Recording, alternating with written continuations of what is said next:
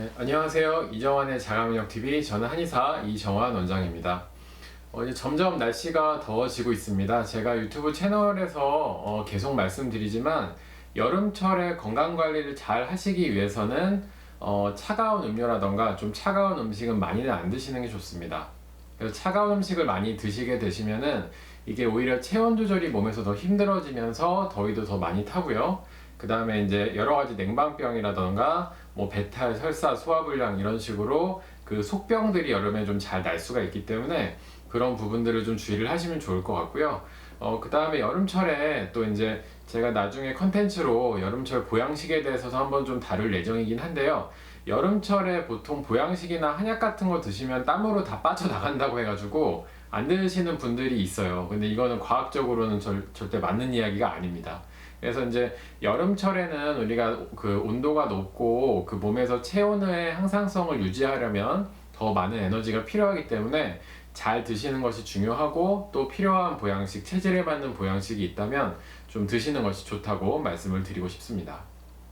자, 그래서 이제 오늘은 사실 뭐 여름철 건강관리법이나 보양식에 대해서 말씀을 드리려는 것은 아니고요.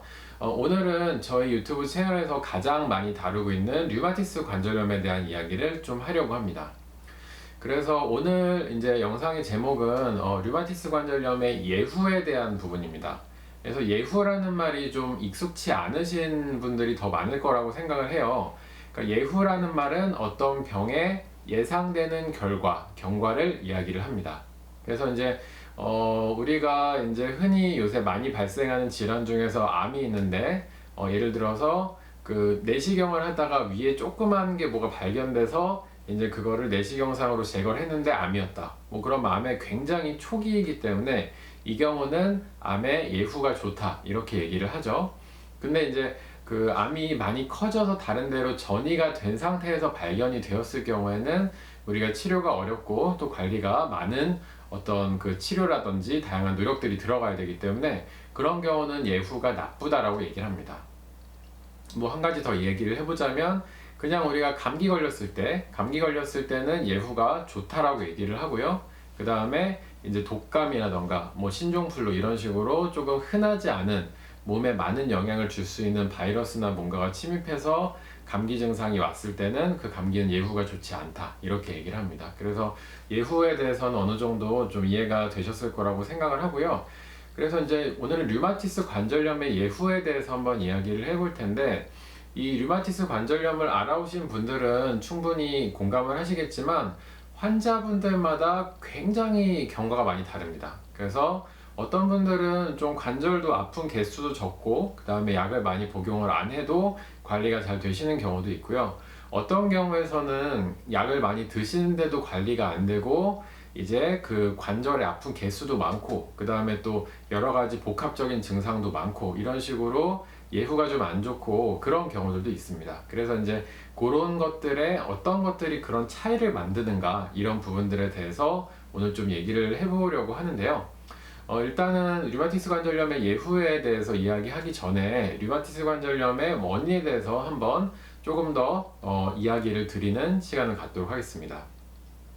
그러니까 류마티스 관절염이 생겨서 류마티스 관절염에 대해서 인터넷에 찾아보시면은 정확한 원인이 없다, 보통 이렇게 나와 있습니다.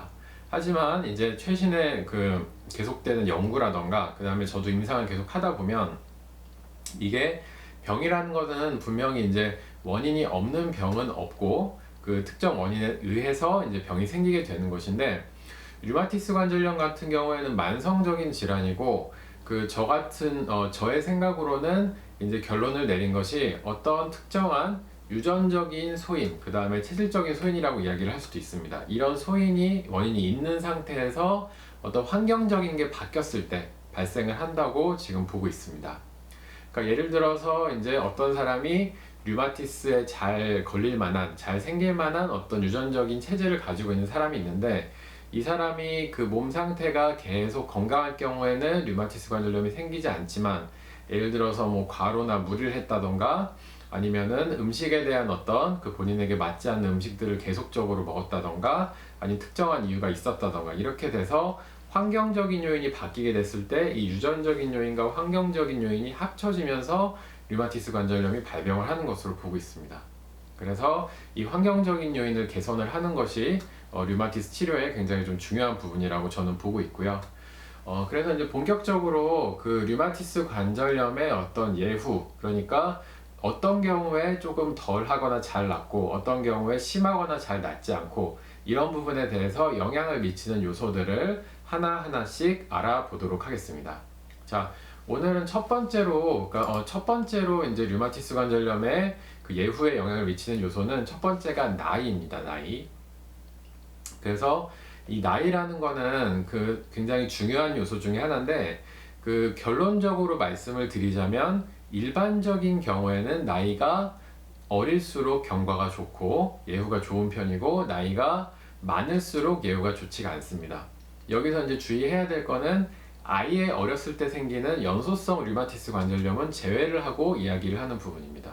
아예 어렸을 때 생긴 것들은 이제 예후가 또 다른 요소들에 따라서 좀 바뀔 수가 있고요. 그 이제 20대 이상, 그러니까 20대 한 중반 이상으로부터 생긴 류마티스 관절염 같은 경우에는 이게 그 일반적으로는 나이가 좀 어릴수록 조금 더 경과가 좋고 예후가 좋은 경우들이 많습니다.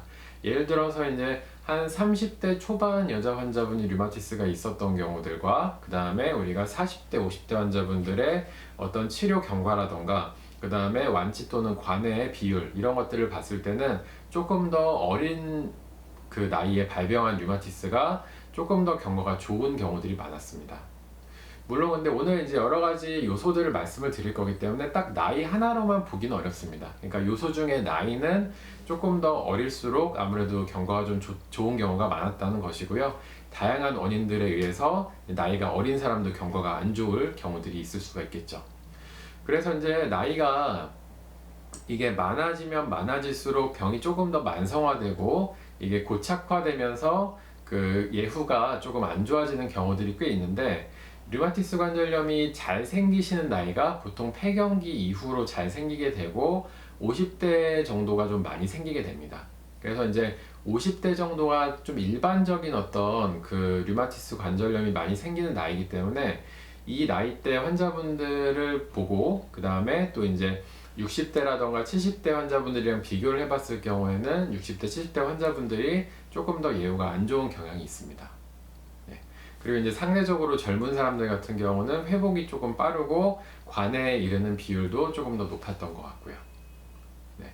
그래서 이런 부분이 있어서 일단 나이에 대해서 설명을 드렸는데, 그리고 이제 그 나이가 많으신 분들이 제가 이제 예후가 좀 그렇게 좋은 편은 아니라고 말씀을 드렸는데, 이게 이제 나이가 젊었을 때 발병을 해가지고 이제 점차 나이가 들면서 이게 류마티스 관절염이 심해지는 경우들도 있습니다. 이 심해진 상태에서 다시 이제 치료를 들어가게 됐을 때 그때도 예후가 아주 좋다고는 볼 수는 없습니다. 물론 치료가 잘 될 수 있고 많은 개선이 될 수는 있지만, 뭐 젊은 사람들이 발병 초기에 바로 치료하는 것보다는 조금 더 예후가 안 좋다고 볼 수가 있겠죠. 네. 그래서 이제 그 결론적으로 제가 진료를 해보면은 류마티스 관절염은 최대한 이제 빨리 발견을 하는 것이 좋고, 적절한 치료를 해서 이제 그 최대한의 좋은 상태를 유지를 하고 그 상태를 꾸준히 관리를 해나가시는 게 굉장히 중요한 부분이라고 볼 수가 있습니다.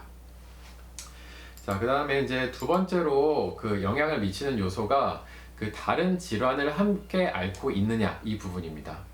그러니까 류마티스 관절염만 앓고 계시는 분들도 있지만, 류마티스 관절염을 앓으시는 분들 중에서는 다른 자가면역 질환을 함께 갖고 계시는 분들도 있고, 다른 대사성 질환이라던가 여러 가지 병들을 함께 가지고 있으신 분들도 있습니다. 예를 들어서 이제 가장 많은 것 중에 하나가 류마티스 관절염을 앓으시는데 이제 쇼그렌 증후군이라고 해서 우리가 침샘이라던가 어떤 타액선들을 침범해서 염증이 생기는 그런 질환을 같이 갖고 계시는 경우들도 있고요.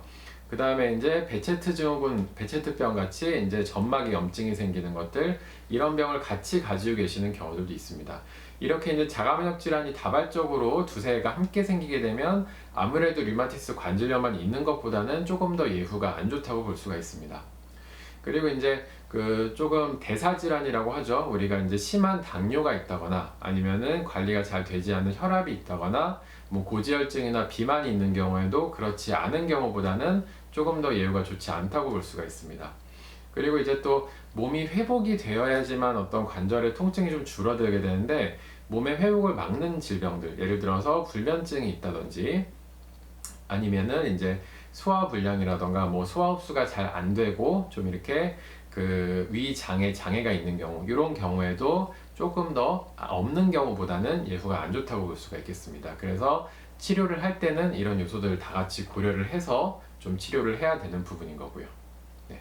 그래서 이제 제가 이번 영상에서는 그 나이와 어떤 다른 질환을 함께 앓고 있는지 여부, 이런 것들이 이제 류마티스 관절염의 예후에 중요한 영향을 준다고 말씀을 드렸고요. 자, 잠깐 쉬고 그 다음 영상에서 류마티스 관절염에 또 이제 그 예후에 영향을 주는 다른 요소들에 대해서도 한번 좀 알아보도록 하겠습니다.